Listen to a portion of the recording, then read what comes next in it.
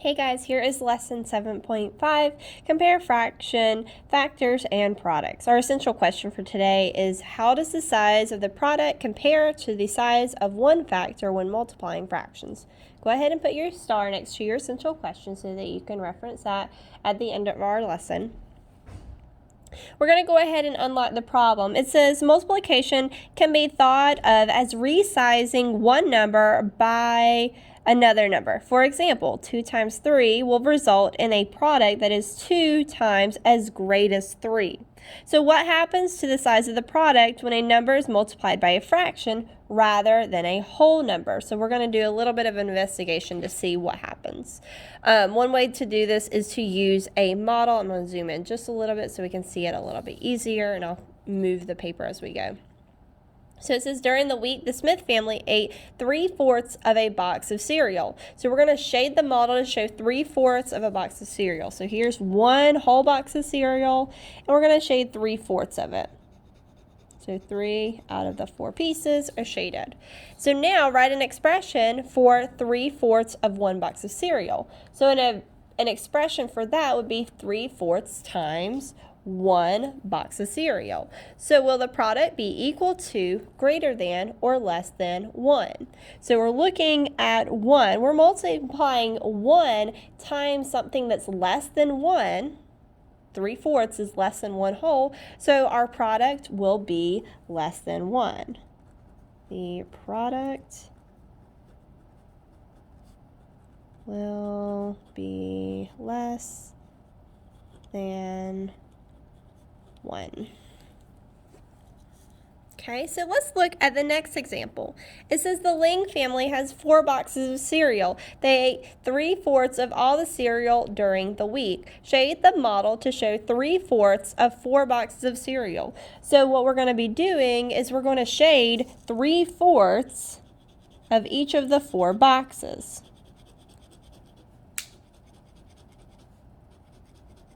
So yours should look like this once you're done.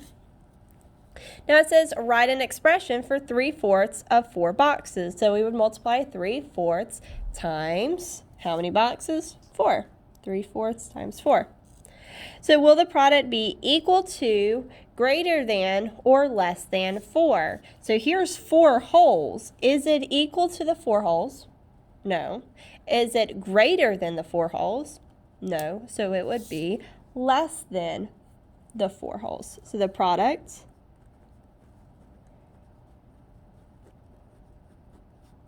will be less than 4.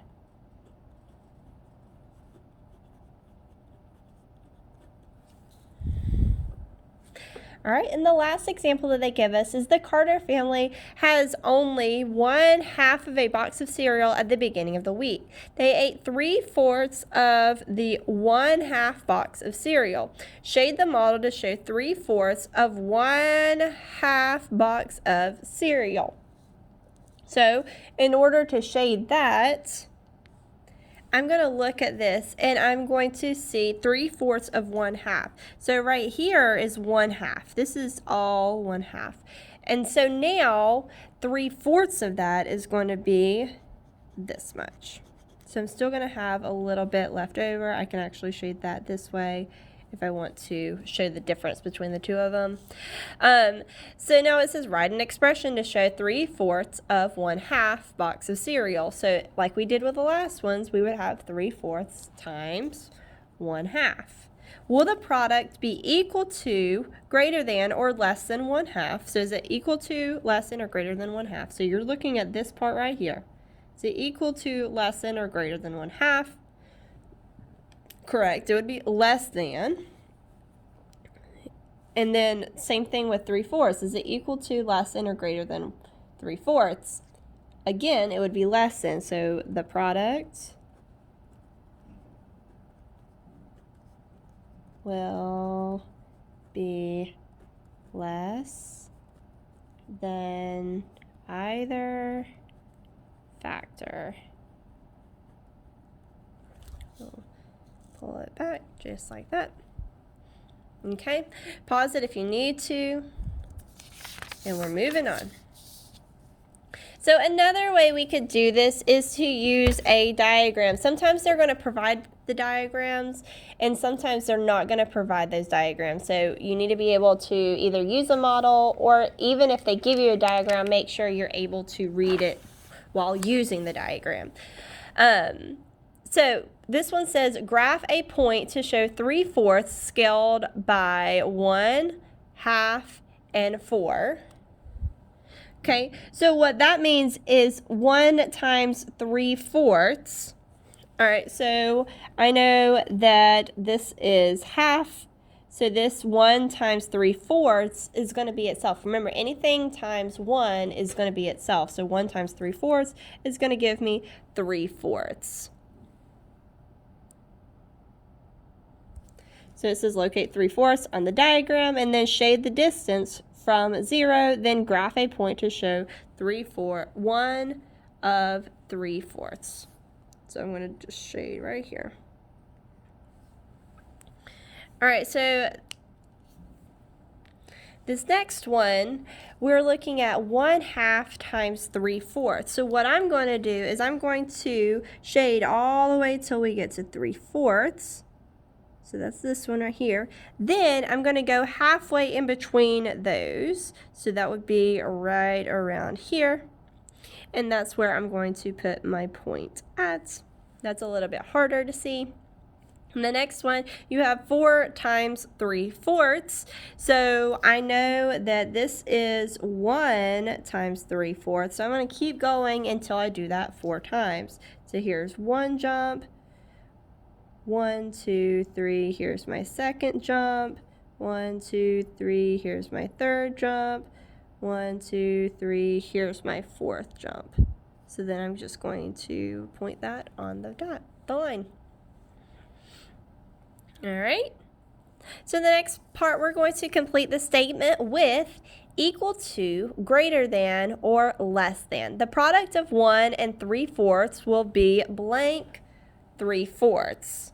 Is it going to be less than, greater than, or equal to? So if I multiply 1 times 3/4, what's it going to give me? It's going to give me 3/4. So is that equal to 3/4? Absolutely. So I'm going to say equal to 3/4. The product of a number less than 1 and 3/4 will be, the product of a number less than 1 and 3/4 will be less than 3/4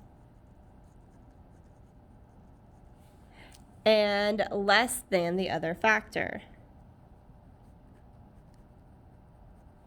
And the last little bullet point says the product of a number greater than 1 and 3/4 will be greater than 3/4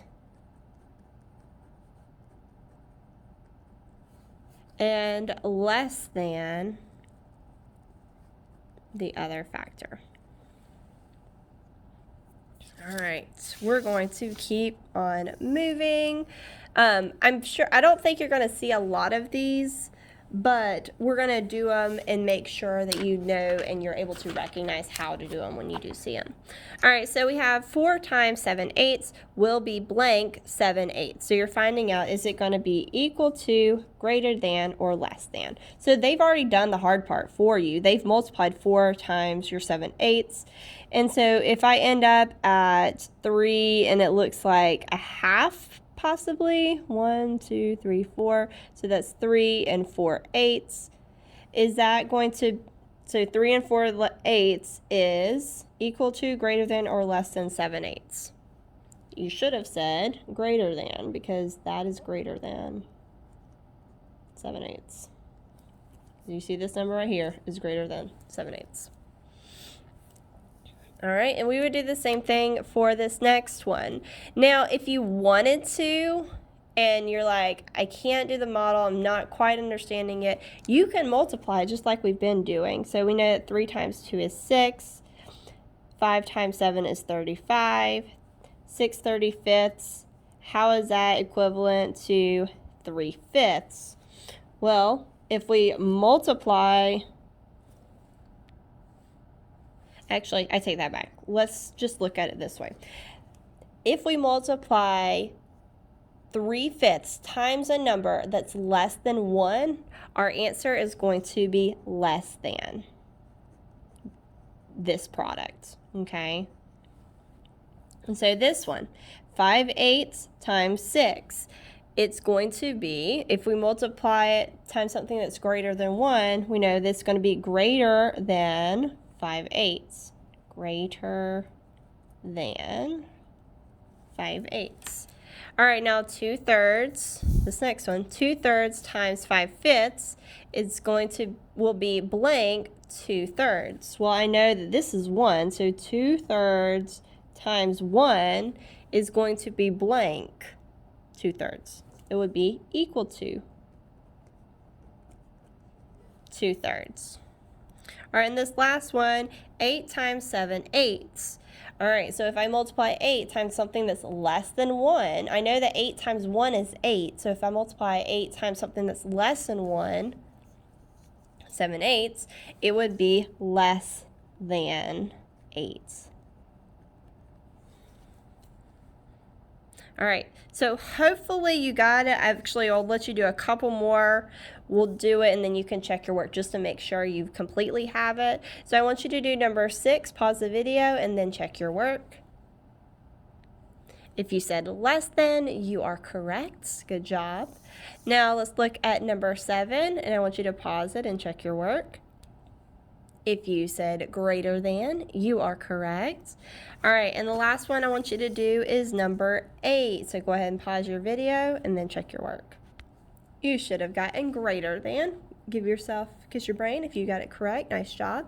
All right, so now I want you to circle 9, 10, 11, flip to the back, 12, 13, and 14.